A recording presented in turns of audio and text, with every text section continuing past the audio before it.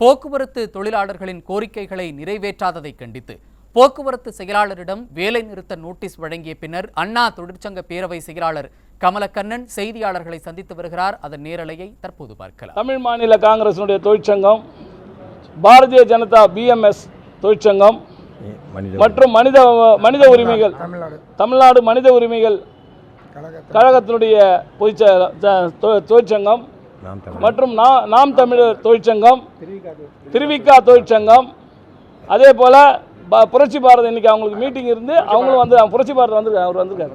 புரட்சி பாரதம் தொழிற்சங்கம், ஓய்வூதியர்கள் நல அமைப்பு, கிட்டத்தட்ட அது ஒரு 12 சங்கங்கள் கூட்டமைப்பு இருக்கு, தனித்தனியாக இருக்காங்க. அவங்க அனைவரும் சேர்ந்து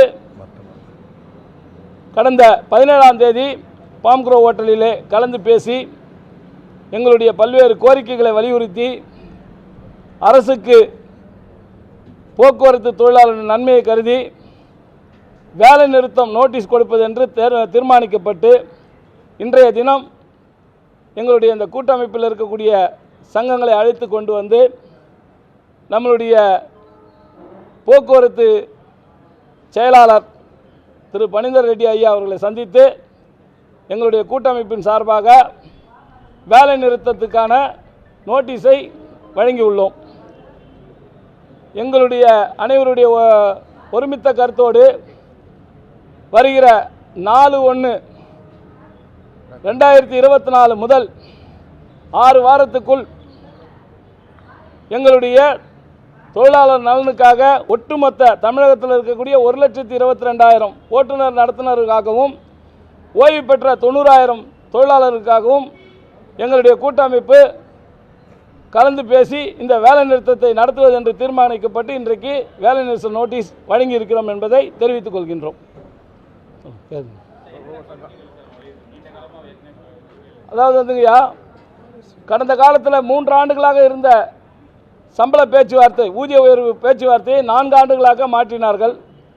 அதை நீக்க வேண்டும் என்று சொல்லியிருக்கின்றோம்.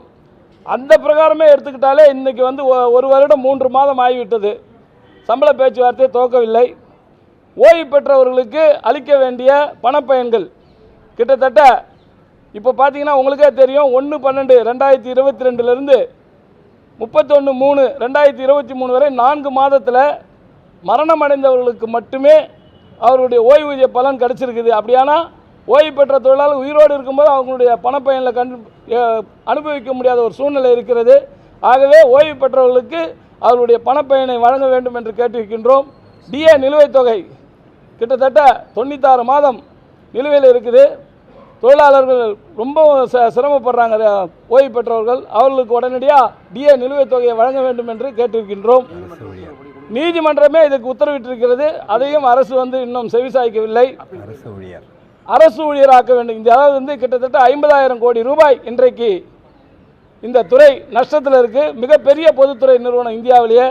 இதை காக்க வேண்டும் என்றால், தொழிலாளர்கள் 1,22,000 குடும்பங்களை காக்க வேண்டும் என்றால், இன்னும் சிறப்பான முறையிலே பொதுமக்களுக்கு இந்த துறை சேவை செய்ய வேண்டும் என்றால், அனைத்து தொழிலாளர்களையும் அரசு ஊழியராக்கினால் மட்டுமே இந்த துறையை வந்து இனி வந்து அரசு வந்து நடத்த முடியலன்னா, இதே நிலைமை தொடர்ந்தால் இன்னும் சில மாதங்கள் வருஷங்களிலே இந்த துறையே இல்லாத ஒரு சூழ்நிலை ஏற்படும் என்பதனால் நாங்கள் அனைவரும் அனைத்து சங்கத்தினுடைய கோரிக்கையும் அதுதான் இருக்குது.